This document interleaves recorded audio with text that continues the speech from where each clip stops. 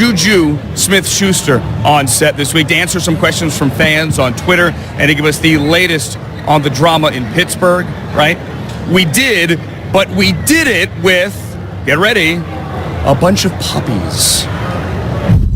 JuJu Smith-Schuster, Steelers MVP, cycling enthusiast, and a dog lover, had to leave his beloved French bulldog, Bougie, at home in Los Angeles. So we wanted you to feel at home with us. Thank you. I appreciate it. Brought some dogs here for you. This is awesome. It's probably the best interview of the day. From the Atlanta Humane Society. All of these dogs available to be adopted here. Meet Bark Belichick. We've got like a Todd Gurley over there, right Cooper here. Pup, Dante Growler. I came up with Rams names, not so much for the Patriots. That's your job, Willie. How long have you always been a dog person? Growing up as a kid, we had a blue nose pit bull, and then they're awesome. And obviously it was her time to go, but then I kind of moving to Pittsburgh from Los Angeles, the only one moving. And I was alone, so I felt like I need to get a dog, and I got a French bulldog. His name is Bougie. And he has more Instagram followers than you and I combined. I know, pretty popular. Don't rub it in though, Lynn. It's messed up. Don't rub it in. They say that you need to have some dog in you to play football. Are you a dog on the field? Definitely a dog on the field, and honestly, Bougie's a dog on the field too. He's the best out of me.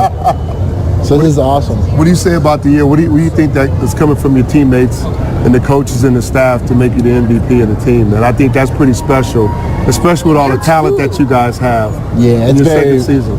It's very, very special. I think it's special because it's coming from guys, there's some elite dudes on offense and defense. Right. And for my teammates to pick me out of all the guys, it was unbelievable. And I think to this day, it still is like, wow, it means a lot, It says a lot about you and your production, man.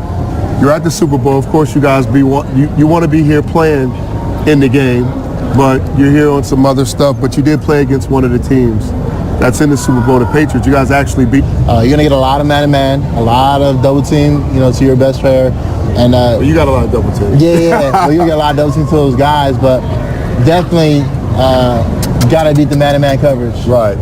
Are you ready for those double teams, or you think you've outgrown being a number two?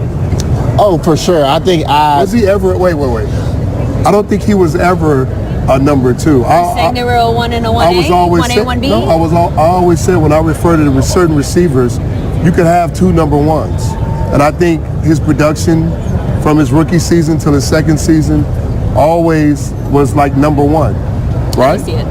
That's definitely how me and AB saw it. We talked about the 1 and 2, and we was like, nah, there's no 1 and 2. There's always a 1 and 1 punch.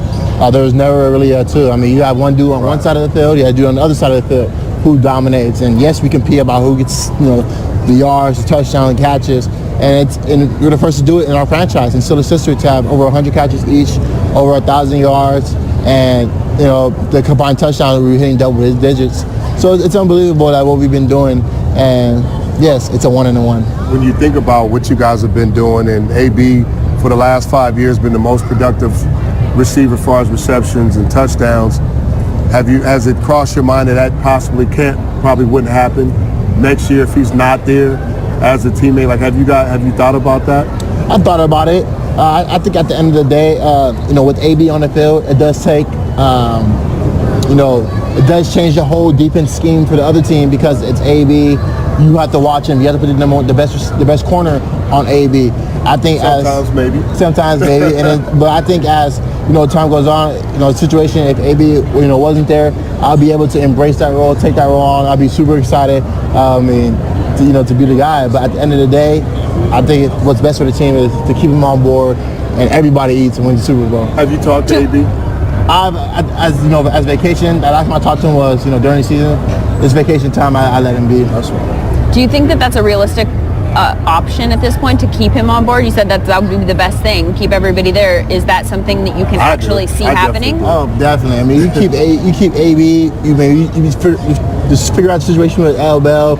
You talk about our offense and defense. Dude, we're so powerful. We have all the pieces. It's just that we have so many conflicts and problem situations that we need to fix. And as grown men, fix it, get it done with. I mean, our main goal is to win games and win the Super Bowl. And we have all the pieces to do it. Speaking of the Super Bowl, who do you think wins this year? I got the Rams. Yeah? And I got the Rams, winning. Is that an anti-Patriots thing, or is it? I thought the AFC guy is supposed to go with the AFC teams usually. Yeah, but I'm an LA native, so. I am too, and that's why I was a little torn. Like, we're all in LA, and the Rams pretty much won the battle You're this not a year. little torn. What are you talking about? The Patriots Because I'm every year. But unbiased. he's a Patriot. I'm an ex-Patriot, but I'm unbiased. Like, I watch the game from an analyst point of view, not a Patriot. Like, I'm not on there rooting for certain teams. I'm a fan of all Brady 32. calls you big brother. What do you mean you're not That's rooting? relationships within a team. I get it.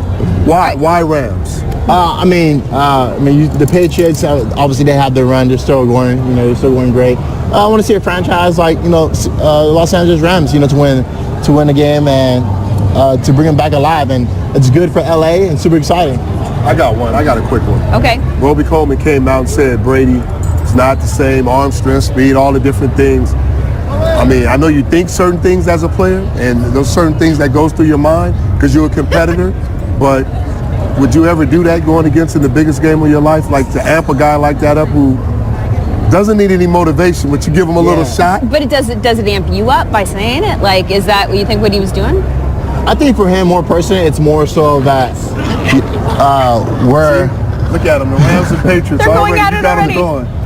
I would say it's more so that, like, bring the hype and, it's a big game. I mean, first Super Bowl for some of the guys, and for the Patriots, it's like, we've been here, we've done it before.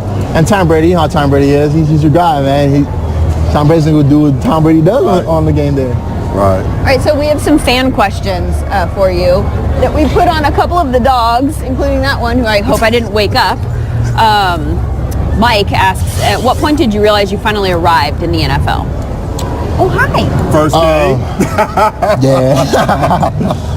I would say when I had the opportunity to play more. Yeah. I think the game that I broke out, where it showed a lot of people I was able to play was, I think against Detroit last year, where I had that first 97-yard run and, showed up when my team needed me the most. And that one I was everybody know you kind of piggyback that. Can I piggyback that real quick? Talk about motivation. Here's a guy who they said was, too slow, too this, too that. And after you blew the doors off of that team, you tweeted out and Instagrammed all that stuff that all the naysayers and critics said about what you couldn't do, and you just went off. Most definitely. We have one more question. I think it's in the Steeler. Oh, here it is. Is it tucked in there? Will, you want to get that one? Willie has that dog is asleep. Elena asks, what's your favorite thing about playing football? Man, the favorite thing about playing football would probably be the environment. I think the fans, it's unbelievable. The atmosphere, like, dude, it's amazing. Like playing in Arrowhead. That's the best, isn't it? Yeah, that's crazy. The best, man. And there's some things you just can't get back. It's different watching it, being on the side, but to be in an actual game and to be that last drive to win a game, there's no better feeling than that. You're here working with Verizon. What are you doing with them?